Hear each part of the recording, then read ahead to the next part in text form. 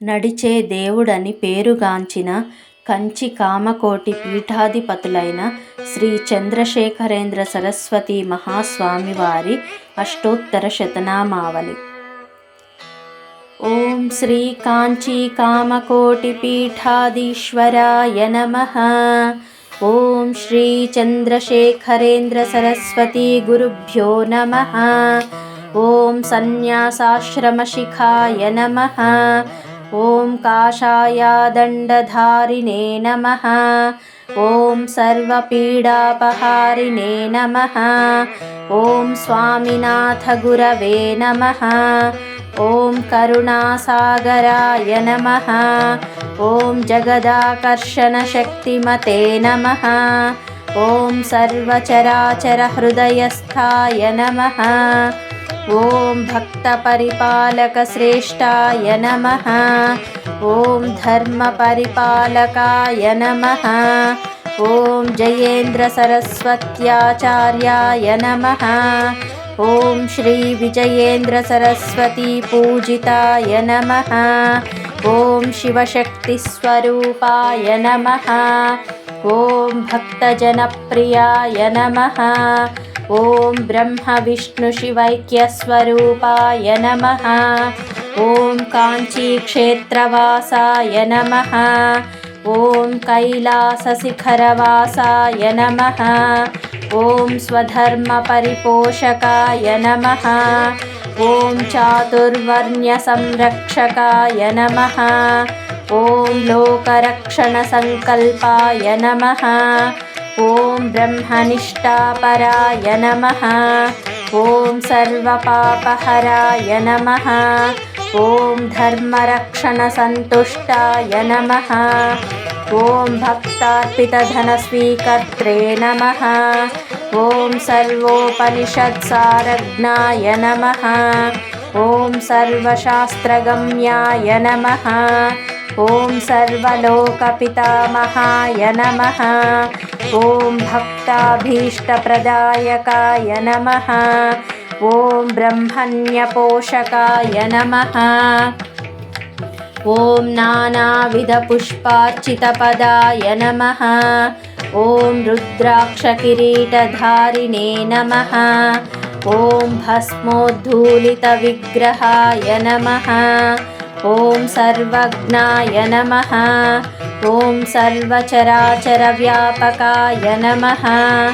ఓం అనేకశిష్యపరిపాలకాయ నమః.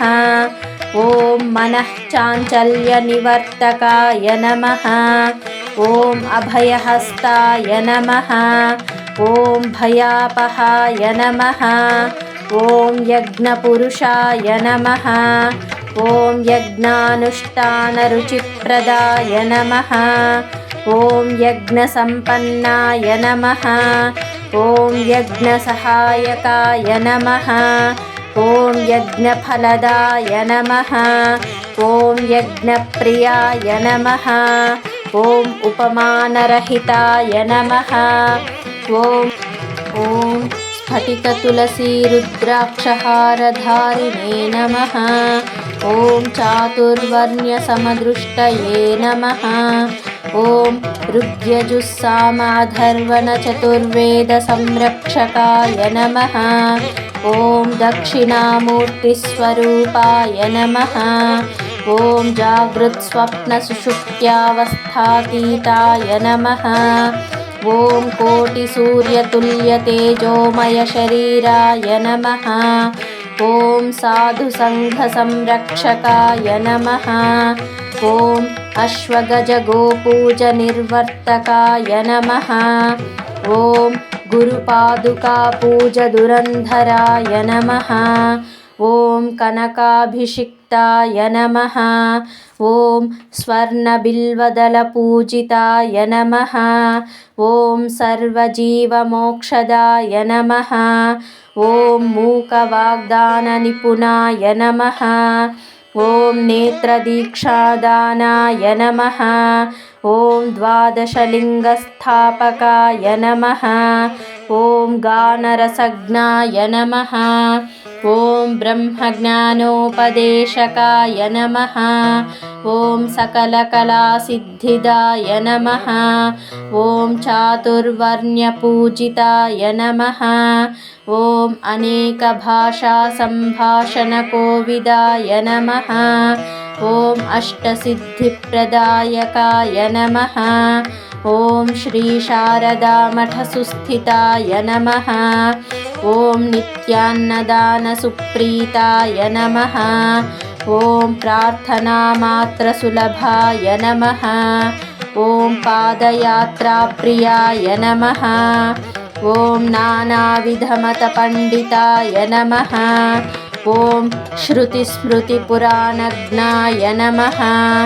ॐ देवयक्षकिन्नरकिंपुरुषपूज्याय नमः। ॐ श्रवणानन्दकरकीर्तये नमः। ॐ दर्शनानन्दाय नमः। ॐ अद्वैतानन्दभरिताय नमः। ॐ अव्याजकरुणामूर्तये नमः। ॐ शैववैष्णवादिमान्याय नमः। ॐ शङ्कराचार्याय नमः। ॐ दण्डकमण्डलुहस्ताय नमः। ॐ वीणामृदङ्गादिसकलवाद्यानादस्वरूपाय नमः। ॐ रामकथारसिकाय नमः। ॐ वेदवेदाङ्गमादिसकलकलासदः प्रवर्तकाय नमः। ॐ हृदयगुहाशयाय नमः। ॐ शतरुद्रीयवर्णितस्वरूपाय नमः। ॐ केदारेश्वरनाथाय नमः। ॐ अविद्यानाशकाय नमः। ॐ निष्कामकर्मोपदेशकाय नमः। ॐ लघुभक्तिमार्गोपदेशकाय नमः। ॐ लिङ्गस्वरूपाय नमः। ॐ सालग्रामसूक्ष्मस्वरूपाय नमः। ॐ कालट्यां शङ्करकीर्तिस्तम्भनिर्माणकर्त्रे नमः। ॐ जितेन्द्रियाय नमः। ॐ शरणागतवत्सलाय नमः। ॐ श्रीशैलशिखरवासाय नमः।